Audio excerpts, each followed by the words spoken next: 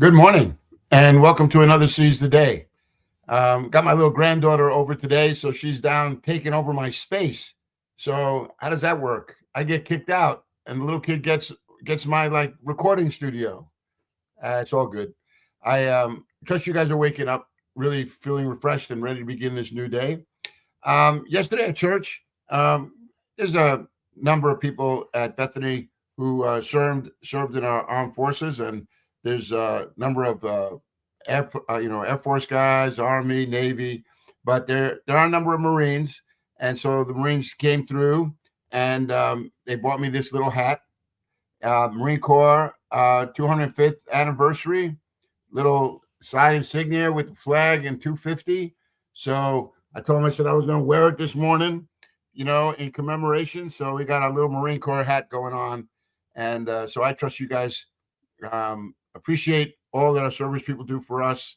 And it's a privilege to have them serve, us here in our country. Well, we are in a study last week, actually. Can't believe 6 weeks have gone. When we start these studies, isn't it funny how you pace them out, but then once you get into them, man, they go by so quickly.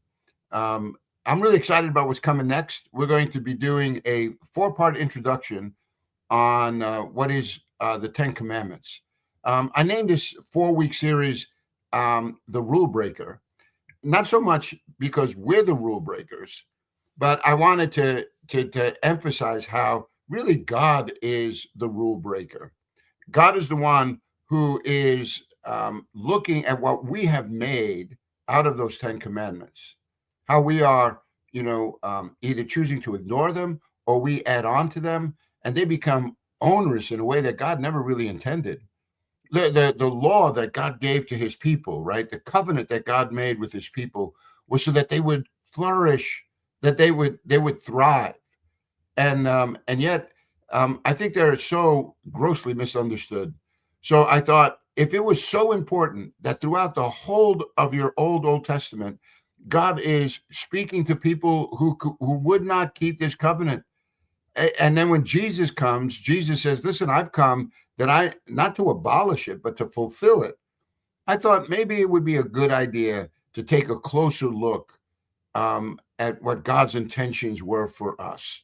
And so, having said that, what I'd like to do with you is go through 4 weeks of a primer, and then we're going to break for the to celebrate Advent season, and then after Advent, we're going to get back into this study on the Ten Commandments. So it's going to be a fun new year. But we're in week 6 of this study on why should I trust the Bible, and it's all about God and miracles. Yesterday, our pastor Brett Olson, who is our director for student ministries, he gave the sermon. And if you don't know Brett has cerebral palsy, but it doesn't stop him at all. He's indefatigable. Like he's a go machine, and very smart, very gifted, and loves Jesus. And so I asked him if he would preach on this sermon called God and Miracles. And I I haven't heard him preach better. It was an awesome message. And if you get on our website, bethanychurch.com, you can get on, and there you'll see, you know, um, you can see his sermon on our media page. Just click it on, and you can replay it. It is, if you haven't heard it, it is well worth listening to. But we're going to pick up that theme that he brought forward, and it was a look at John chapter 9. And so what I'd like to do is just have you just join me by turning to John chapter 9, and we'll have a go at looking at this passage together. All right. So this is great, and I'm just going to turn it around here on my computer. And here we go. All right. So John chapter 9. One of the things that I just want to start as an introduction is, in life, there are severe consequences sometimes for not seeing clearly, right? For making decisions that are based upon wrong assumptions. And it's easy to do when you're convinced that what you're seeing clearly. Have you ever been so 100% sure about something, and then only found out that even though you were sincere and honest, you were wrong? And so it's always a good idea to take some time to reevaluate one's presuppositions. And for our assumptions, they set the course for one's life. What we store up in our hearts, it's going to spill over into our days. And so this fact alone should give us pause, right? So the idea here is, do we live life with our eyes wide shut? Are we dancing in the dark or living in the light? It isn't so easy to tell sometimes. And how about your assumptions regarding Jesus and his work? Are we blinded by presuppositions? Have you taken the time to examine your views in the light of his word? I had a really, it was kind of comical, actually. There was a bumper sticker on a car. I was driving to church, and when you come to the campus at Bethany on Route One, there's a stoplight, and you can make a left on Breakfast Hill Road, and then you make another left into the church parking. So when I'm at the light, there's this car in front of me. It's got a signal on, and there is a pretty risque bumper sticker just blazoned on the back of this car. And I thought, who's driving around with a bumper sticker like that? And I just like shook my head. I thought that's pretty out there. So the car turns, it turns the signal on, and comes into our parking lot. And I was in a rush. So I really didn't get to see who was driving the car. But I just thought, yeah, like they ought to rethink that bumper sticker in the light of what Jesus is teaching, because it wasn't just like, it was pretty offensive. And I thought, like, sometimes people, they might not even know. Maybe it wasn't her car. I'll give her the benefit of the doubt. But whatever it was, it's just sometimes there is this disconnect, and we don't even see it anymore. It's like, sometimes you're in your house so often you don't notice some things, and then somebody comes to your house and they mention something, and you're like, you know what? I am completely oblivious to that. And so that's what I want to talk to you a little bit about today. I want you to consider Jesus's words in John chapter 9. And he offers some thoughts to guide us so that we may live with a deeper awareness of joy and peace and love. And his desire is for us to view who he is as a person and what he is claiming. We have to see this very clearly. So how do you view Jesus's work? And this is all about God and miracles, right? So to answer this question, I want to draw your attention to three different characters who are looking at the same situation, and yet they're drawing some very different conclusions. So let's begin by observing the interaction between Jesus and his disciples. In John chapter 9, in verse 1 and 2, it says, as he went along, he saw a man blind from birth. And his disciples asked him, Rabbi, who sinned, this man or his parents, that he was born blind? That's a pretty bold question, isn't it? It kind of makes it feel a little awkward. But the disciples of Jesus, see, they put forward their opinion on this man born blind. And their assumptions can be summed up this way, right? In their thinking, physical afflictions are a result of sin. This man is suffering from physical afflictions. Therefore, this man must have sinned. But who sinned? This man, or perhaps his parents? Now, you may think, well, that's obviously that's not really valid, because all physical afflictions are not the result of sin. But this is part of a cultural way in which people look. And there's some precedent for that, right? Like corporately, think about this. When you go back to Genesis chapter 3 and we experience the fall, Abraham's sin brought the sentence of death to all mankind and all of its debilitating companions of sickness and corruption, right? All the deeds of the flesh that came as a result of the fall. So what I'm saying to you is, Adam's sin had an impact on every generation that follows. In fact, you and I have been the recipients, right, of this sinful nature. And it's something that you and we have to contend with every day that we are alive. This propensity, sometimes we have to go our own way, to pick and choose what we want to really listen from, or hear from God's word.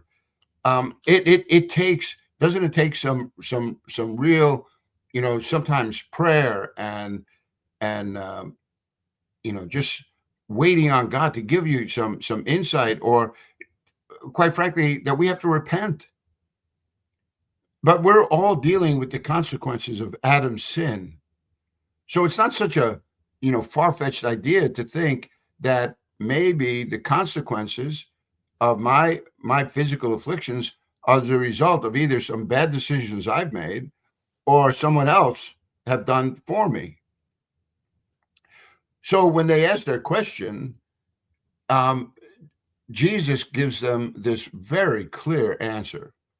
In verse 3, he says, neither this man nor his parents sinned, but this happened so that the work of God might be displayed in his life.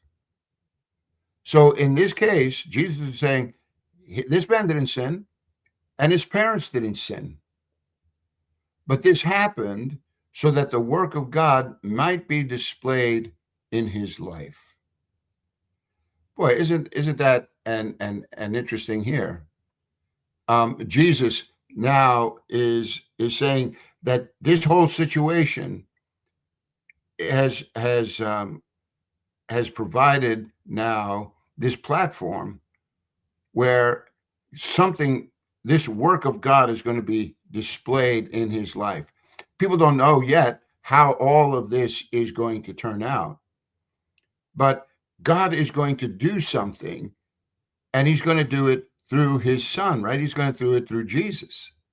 So the work that Jesus is about to do is in demonstration not only of the authority that Jesus has, but also it's going to demonstrate something of his power. This is going to be one of those signs. If you look in John chapter 8, Jesus is on the record now saying to the people, I am the light of the world. He who believes in me will not walk in darkness, but in the light, of this life right now. God's given us new life, and it comes through Jesus.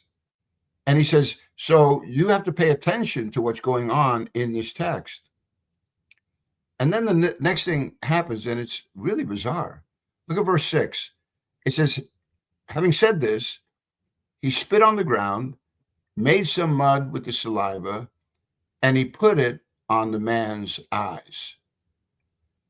Now, Jesus' saliva is mixed with dirt. And like that, Brett was pretty funny. When he was preaching this on Sunday, he just acknowledged what everybody's thinking, right? He says, that's pretty disgusting, actually. Like, that seems so bizarre. Like, why would you do that? Why would you take this dirt and put it on this guy's eyes and then send him to this pool of Siloam, which means sent, right? Like, why would you do that? And I thought maybe it might be good if you just recollect here for a moment something else that's going on here. Do you remember any other time where God does something with dirt?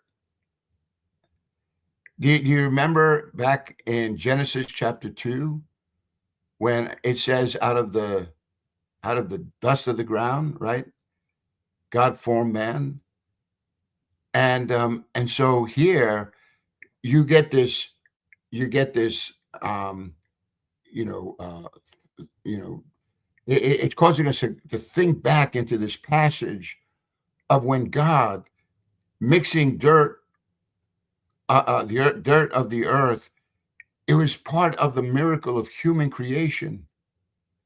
And here Jesus is bringing us back to that very moment where out of the dust of this ground, God is able to create something out of nothing.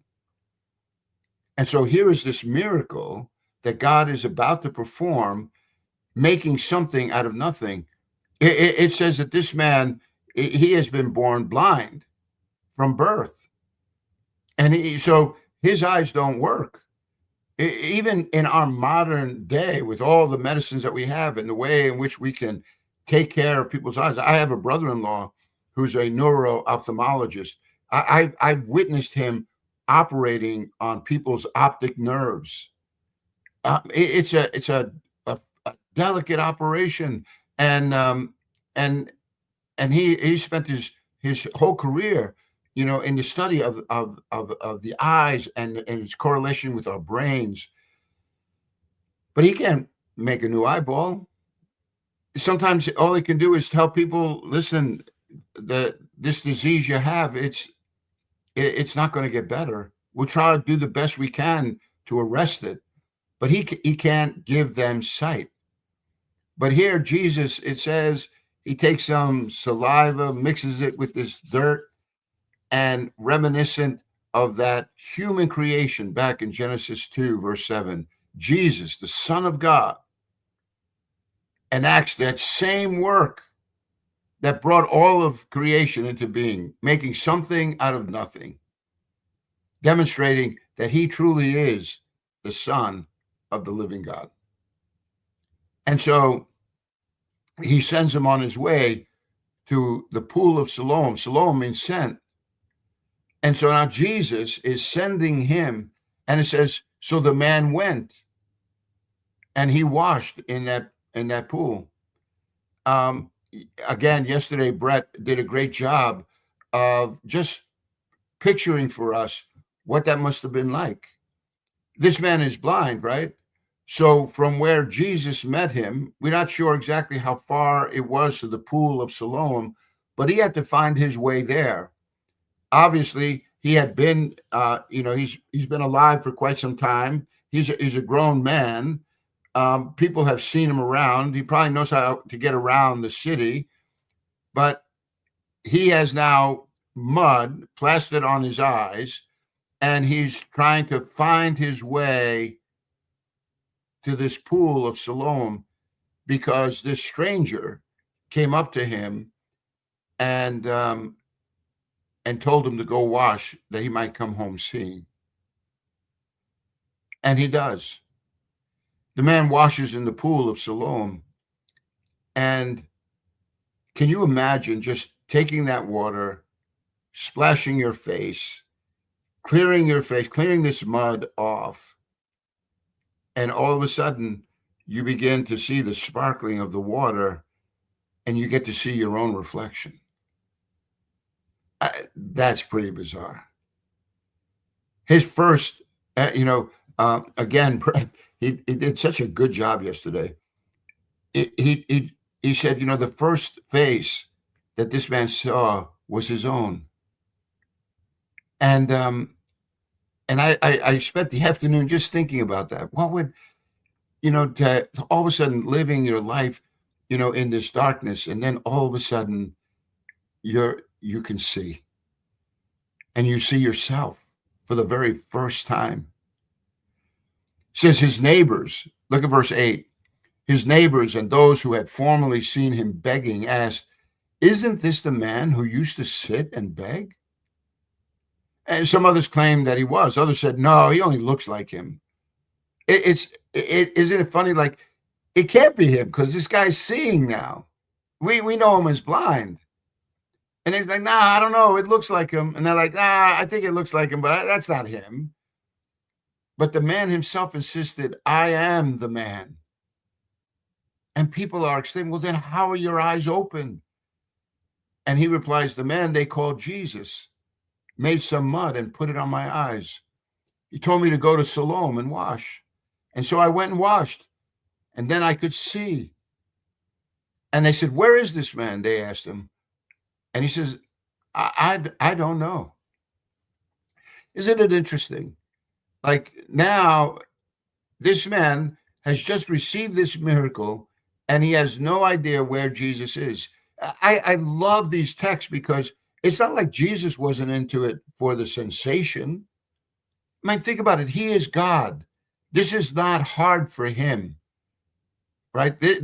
God, who can superintend the laws of our universe and set them aside so that he could walk on water. He can give eyesight where there is none.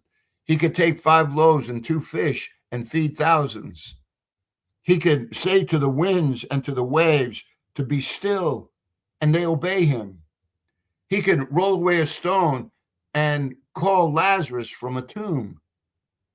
Yes, you see, we live in a world that's filled with all of these laws. But the picture that we're given of God is that God created this environment, but he's not bound by it. Think about it. God created the world and brought to it its living creatures. He set up all these laws that would work together to sustain life on this planet. But he brought that into being. So the creation itself is not limiting God. God rests above his creation. And so for him to do something like this, it's just demonstrating that he's God and we're not. And how hard is that? I often think of situations in our life. Electricity, pretty recent invention, in terms of the totality of man's existence on this planet. For years and years and years, right? People, lived by the rising and setting of that sun, and they went about their business that way. They found other means of energy to produce some light, right? To cook their food, to stay warm. Living here in New Hampshire, it's one of the few times that in my lifetime, usually I lived in more populated cities, but coming out here where you have your own water wells, you have septic tanks, right? You have, and the electricity with the storms that come, it's not unusual to have the power go out for, the better part of a day. I was here one time and it was almost a week that the power was out. And you suddenly become very aware of how so much of the modern conveniences that you have are dependent upon you plugging into an outlet and it working. But electricity, it was here all along. We just didn't know how to harness it. And there's so many other inventions now. I mean, I was talking to someone the other day who had gone hunting and they were, way out in the wilderness. And they had bought one of these satellite phones, and you had to take this phone and it gives you these prompts. And so you're trying to locate a satellite as it's passing over, and you would have just a brief moment of time to get a connection, and then you'd have to wait for the next satellite to pass over and grab the signal. This is a couple of years back. And I'm thinking, yeah, if you came from an underdeveloped country, they have no concept of these modern conveniences, computers, right? And you go into a hospital and the kind of tests that they're able to perform nowadays, it blows your mind. It really tests your credulity. Like, how can that happen? But we live in a day where, man, we're manipulating the elements of this world, and some very interesting things are happening. But you can't make eyesight. You can't raise the dead. You can't make a lame, restore his limbs. So here, Jesus is doing something in this man. And when they're asked him, how did all this happen? He just gives them the straight truth. There's this man called Jesus, and he put some mud in my eyes. He told me to go to Siloam and wash, and I went and washed, and I came back seeing. And yet he doesn't even know, because Jesus wasn't there for the show. He said early on that this was a work that would show the glory of God. And that was brought home loud and clear in this man's life. So we're introduced now to the disciples. They are blinded by their own presuppositions. Who sinned, this man or his parents? Jesus is about to give them a theological education. It's not about who sinned. This is about the Son of God doing a work, right? The work of God is going to be displayed in his life. You think any of those disciples that were around Jesus then would ever forget that moment when this man's darkness was turned to light? And spiritually, that man had to believe that man needed to at least follow Jesus. He probably didn't know what he was in for, but it didn't stop him to go and let Jesus put mud on his face. It didn't stop him when Jesus says, go to the pool. He didn't say, I'm not doing that. Like sometimes it's like that for you and me in our walk with Jesus. He's saying, I want you to trust me. I can do great things in your life, but you're going to have to trust me.